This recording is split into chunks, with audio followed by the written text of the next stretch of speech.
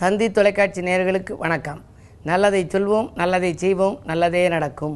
ஒரு வாழ்க்கையில் நல்லது நடக்க வேண்டும் என்று சொன்னால் நல்லதை சொல்ல வேண்டும், நல்லதை செய்ய வேண்டும். அந்த அடிப்படையில் இன்றைக்கு 9/6/2017 வெள்ளிக்கிழமை கேட்டை நட்சத்திரம் பின்னிரவு 5:58 வரை, பிறகு மூலம் நட்சத்திரம். இன்றைக்கும் பௌர்ணமி பூஜை தொடர்கிறது. இன்றைக்கு இரவு 7:26 வரை பௌர்ணமி இருக்கிறது.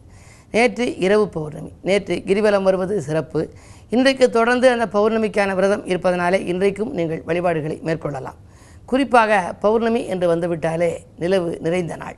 இந்துக்களுடைய நம்பிக்கை நிலவு மறைந்த நாளிலும் நிலவு நிறைந்த நாளிலும் வழிபாடு செய்ய வேண்டும். நிலவு மறைந்த நாள் அமாவாசை அன்றைக்கு முன்னோர்களை வழிபாடு செய்ய வேண்டும். நிலவு நிறைந்த நாளிலே முருகப்பெருமான் மற்றும் உள்ளிட்ட அனைத்து தெய்வங்களையும் நாம் வழிபாடு செய்ய வேண்டும். குறிப்பாக ஆலயங்களில் உள்ள தெய்வங்களையெல்லாம் வழிபாடு செய்யலாம். மலைவலம் வருவது சிறப்பு. சிவன் நாமத்தை உச்சரிக்க நல்ல பலன் கிடைக்கும் என்பார்கள். இப்படி பௌர்ணமி வெள்ளிக்கிழமையிலே வருகின்ற பொழுது அம்பிகையை வழிபட்டால் ஆனந்தமான வாழ்க்கை அமையும். இன்றைக்கு சந்தனக்காப்பு அலங்காரம் செய்து பார்த்தால் நாம் சிந்தித்த காரியங்களெல்லாம் சிறப்பாக நடைபெறும். நந்திக்கு அபிஷேகம் செய்தால் என்ன மாதிரியான பலன் கிடைக்கும் அப்படிங்கிறத பற்றி பிரதோஷ நாளிலே நான் உங்களுக்கு சொல்லியிருந்தேன். பொதுவாகவே நந்திக்குன்னு இல்லை, எந்த தெய்வங்களாக இருந்தாலும் அதற்கு நாம் அர்ப்பணிக்கிற பொருளாலே அற்புதமான பலன்கள் கிடைக்கும். அடிக்கடி நோய் வந்துக்கிட்டே இருக்குது, உடல் ஆரோக்கியம் சீர்கெட்டுக்கிட்டே இருக்குது அப்படின்னா அவர்கள் பால் அபிஷேகத்துக்கு கொடுக்கணுமா. அபிஷேகம் செய்கிற பொழுது பால். இன்றைக்கு பௌர்ணமி, அம்பிகைக்கு அபிஷேகம் செய்தீன்னு வைங்க. அம்பிகைக்கு இன்றைக்கு அபிஷேகம் செய்து பார்த்தால் மிக அற்புதமான பலன் கிடைக்கும். அவர்கள் குளிர்ச்சியாக இருந்தால் நம்முடைய வாழ்க்கையும் நல்ல குளிர்ச்சியாக இருக்குமா.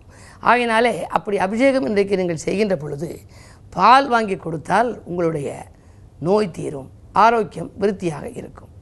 இளநீர் கொடுத்தால் நல்ல மக்கட்பேறு கிடைக்கும். குழந்தை செல்வம் இருக்கிறதே, நல்ல அறிவும் அழகும் ஆற்றலும் நிறைந்த குழந்தையாக உங்களுக்கு பிறக்குமா. தேன் கொடுத்தால் உங்களுடைய குரல் வளம் சிறப்பாக இருக்கும். நல்ல குரல் வளம், சாரீரம் நன்றாக இருக்க வேண்டும் என்று சொன்னால் தேன் அபிஷேகத்துக்கு வாங்கி கொடுக்க வேண்டும். வைரவருக்கு தேனும் பாலும் கலந்து அபிஷேகம் செய்ய கொடுத்தால் எதிரிகளின் தொல்லை குறையும் என்பார்கள். பஞ்சாமிர்தம் அபிஷேகத்துக்கு நீங்கள் கொடுத்தால் செல்வச் செழிப்பு மேலோங்கும். அதில் 5 வகையான பொருள்களை நாம் சேர்க்கின்றோம். அதற்கு அமிர்தம் என்று பெயர். தேவர்களுடைய இல்லத்திலே இருப்பது தான் அமிர்தம். இங்கே பூலோகத்திலே இருப்பதெல்லாம் நஞ்சாக மாறிக்கொண்டிருக்கிறது. ஆகையினாலே இந்த பஞ்சாமிர்தம் என்பதை பஞ்ச அமிர்தம் அதில் சேருகின்றதாம். 5 வகையான பொருட்கள் அதில் சேர்ந்து அமிர்தமாகிறதாம். அப்படி பஞ்சாமிர்தத்தை நாம் அங்கே அபிஷேகத்துக்கு கொடுத்தால் செல்வச் செழிப்பு மேலோங்கும், செல்வ வளம் நமக்கு நிறைய கிடைக்குமாம். அதே நேரத்தில் பழங்களை நீங்கள் அபிஷேகத்துக்கு கொடுத்தால் திராட்சை கொடுக்கலாம், ஆப்பிள் கொடுக்கலாம், அல்லது சாத்துக்குடி கொடுக்கலாம். இப்படி ஏதேனும் வாழைப்பழமெல்லாம் கொடுக்குறோம். இப்படி பழங்களை கொடுத்தால் விவசாயம் விருத்திக்கும். ஒரு பண்ணை மாதிரி வைத்து நடத்துகிறோம். அந்த விவசாயம் விருத்தியாக வேண்டும் அப்படின்னு சொன்னால் பழங்களை அபிஷேகத்துக்கு அதிகமாக வாங்கி கொடுக்க வேண்டும்.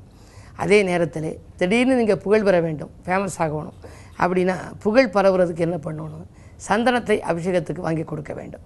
சந்தன அபிஷேகம் நீங்கள் செய்து பார்த்தால் உங்களுடைய புகழ் பரவும். எனக்கு தெரிஞ்ச ஒரு நண்பர் சாதாரண நிலையில் இருந்தார், அடிப்படை உறுப்பினராக இருந்தார் ஒரு கட்சியில்.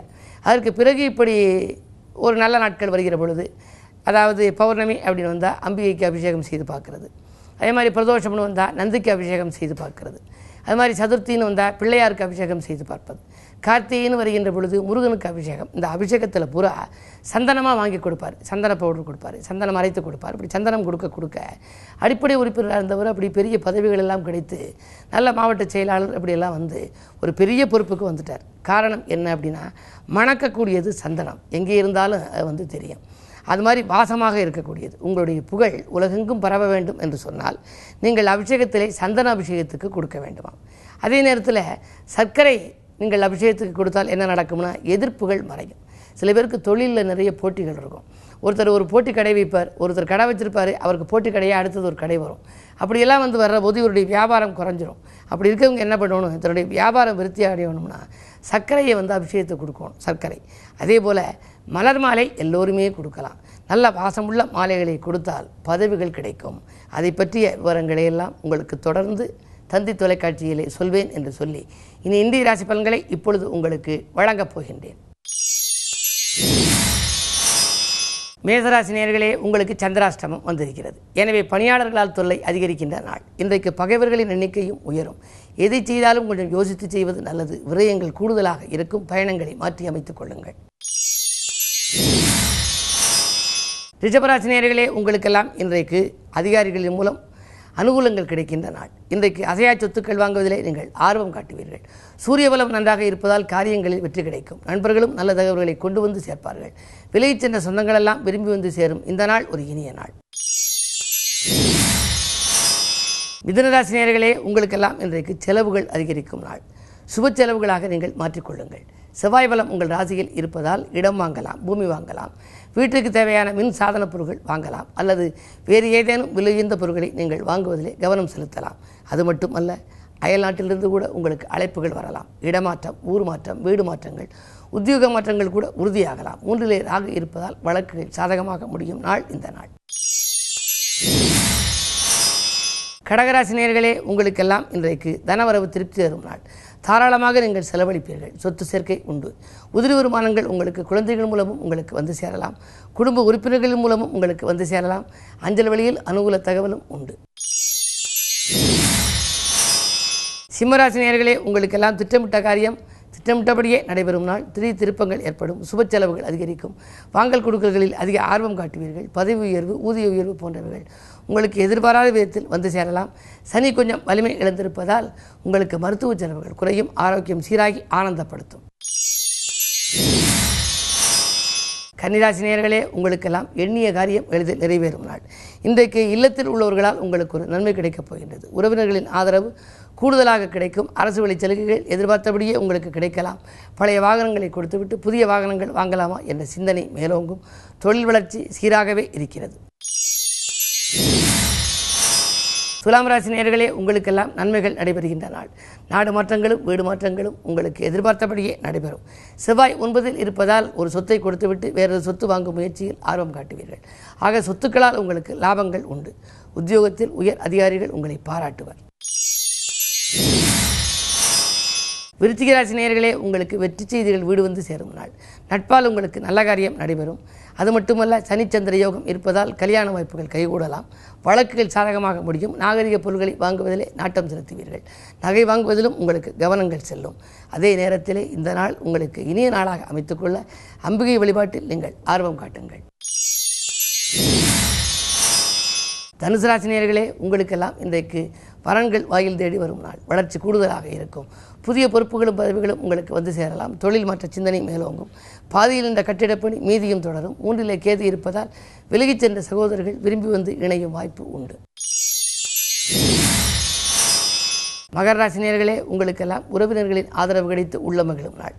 போதுமான அளவுக்கு பொருளாதார நிலை உயரும். கல்யாண வாய்ப்புகள் கைகூடலாம். பஞ்சாயத்துக்கள் நல்ல முடிவுக்கு வரும். பாக பிரிவினைகளும் சுமூகமாக முடியும் நாள் இந்த நாள். கும்பராசி நேயர்களே, உங்களுக்கெல்லாம் உள்ள மகிழும் சம்பவம் இல்லத்தில் நடைபெறும் நாள். உடன் பணிபுரிவர்கள் உங்களுக்கு உறுதுணையாக இருப்பார்கள். தொழிலில் மாற்றம் செய்யலாமா என்ற சிந்தனை உருவாகலாம். உத்தியோகத்தில் இருப்பவர்கள் உத்தியோகத்தை விட்டுவிட்டு விஆர்எஸ் பெற்றுக்கொண்டு வந்து விருப்ப ஓய்வில் வேறு ஏதேனும் தொழில் தொடங்கலாமா, ஆன்லைன் மூலம் எதுவும் செய்யலாமா, அல்லது ஏதேனும் கடையாக வைக்கலாமா என்றெல்லாம் சிந்திக்கக்கூடிய நாள் இந்த நாள். என்ன இருந்தாலும் ஜென்ம கேதுவும் 7ஆம் இடத்து ராகவும் விலகும் வரை பொறுமையாக இருப்பது நல்லது. சர்ப்பசாந்திகளை செய்து கொண்டால் சந்தோஷம் நிலைக்கும். மீனராசி நேயர்களே, இன்றைக்கு உங்களுக்கெல்லாம் அசையா சொத்துக்கள் வாங்குவதிலே ஆர்வம் காட்டுகின்ற நாள். அன்றாட வாழ்க்கை நன்றாக அமைய உங்களுக்கு நண்பர்கள் கை கொடுத்து உதவுவார்கள். பணவரவு திருப்திகரமாகவே இருக்கிறது. பெண்வெளி பிரச்சனைகள் அகலும். புத ஆதித்ய யோகம் இருப்பதால் உடன்பிறப்புகள் வழியில் ஏதேனும் ஒரு செலவுகளை செய்ய நேரிடலாம். அதே செலவு கல்விக்காக எடுத்த முயற்சிக்காகவும் இருக்கலாம், அல்லது கடல் தாண்டி செல்லும் முயற்சிக்காகவும் நீங்கள் கை கொடுத்து உதவலாம். குறுபார்வை உங்கள் ராசியில் பதிவதால் நேற்றைய பிரச்சனை இன்று நல்ல முடிவுக்கு வரும். நட்பு வட்டம் விரியும். பதவி உயர்வை எதிர்பார்த்து காத்திருப்பவர்களுக்கு அது கிடைக்கும். மேலும் விவரங்கள் அறிய தினத்தந்தி படியுங்கள்.